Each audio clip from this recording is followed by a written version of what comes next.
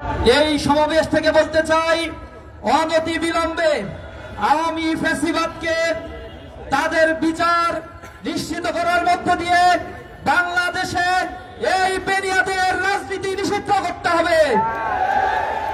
আপনারা জানেন, বিগত 15 বছর যে ফ্যাসিস্ট জালিম এই বাংলাদেশের মানুষের উপরে চেপে বসেছিল, তাদের দ্বারা বিগত 15 বছর 1926টি বিচার বহির্ভূত হত্যাকাণ্ডের ঘটনা ঘটেছিল।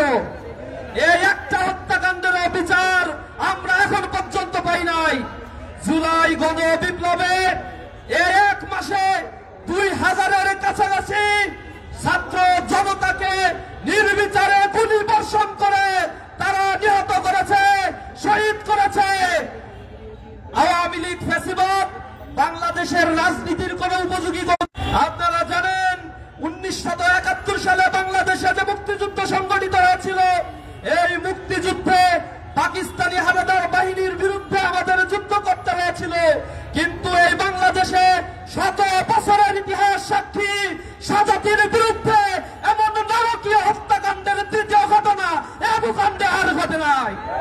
সুতরাং আওয়ামী লীগ বাংলাদেশে কোন রাজনৈতিক দল নয়, এটি সশস্ত্র সন্ত্রাসী সংগঠন।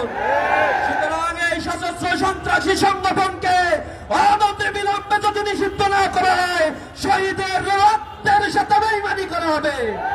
আমরা ছাত্র জনতা একতাবদ্ধ হয়ে এই ফ্যাসিবাদকে বাংলাদেশে চিরতরে নিষিদ্ধ করার জন্য কঠোর কর্মসূচির দিকে যাব ইনশাআল্লাহ।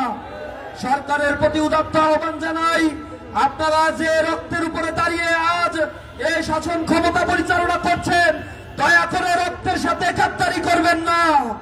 এই রক্তগুলোর দাগ এখনো শুকায় নাই, শহীদের মায়েদের আত্মনাদ আমরা এখনো দেখতে পাচ্ছি। সুতরাং এই বাংলাদেশে অতি দ্রুত এই ফ্যাসিবাদকে নিষিদ্ধ করবে।